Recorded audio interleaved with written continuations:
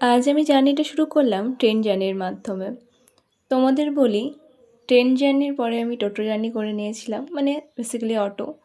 অটোতে দেখতে দেখতে যাওয়ার সময় অনেক কিছু নোটিস করলাম। ও, বলাই হয়নি তো কোথায় যাচ্ছি আমি। আমি যাচ্ছি সনাতন ধর্মী অবলম্বীদের একজনটা বিশেষ তীর্থস্থান, অগ্রদ্বীপের গোপীনাথ। গোবিন্দটি আরেকটা রূপ, অগ্রদ্বীপের গোপীনাথ। অগ্রদ্বীপের গোপীনাথ এর মাধুর্য একটা শ্রাদ্ধানুষ্ঠানকে ভিত্তি করে, গোবিন্দ দাসের শ্রাদ্ধানুষ্ঠান। এখানে আসলে বোঝা যায় যে ভক্তের জন্য ভগবান কতটা প্রাণপাত করে। আমরা ভগবানের জন্য কি করতে পারি বলুন তো? এটা অগ্রদ্বীপের গোপীনাথের মেন মন্দির। তার পাশে রয়েছে আরও অনেক মন্দির। কিভাবে গেলাম সেটা আগে বলি। প্রথমত আমার বাড়ি বনগাঁ। বনগাঁ থেকে আমি টোটো ধরে নিয়েছিলাম স্টেশনে যাওয়ার উদ্দেশ্যে।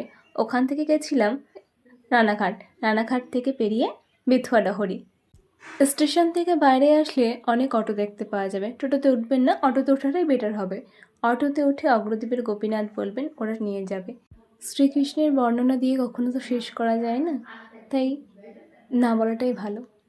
ওনার রূপ, ওনার মাধুর্য, ওনার সৌন্দর্য, ওনার এক একটা বর্ণনাই আমাদের কাছে বিশেষ মাহাত্ম্যপূর্ণ। এখানে ফটো তোলা বারণ ছিল, আমি তো জানতাম না, ফটোটা তুলে ফেলেছিলাম।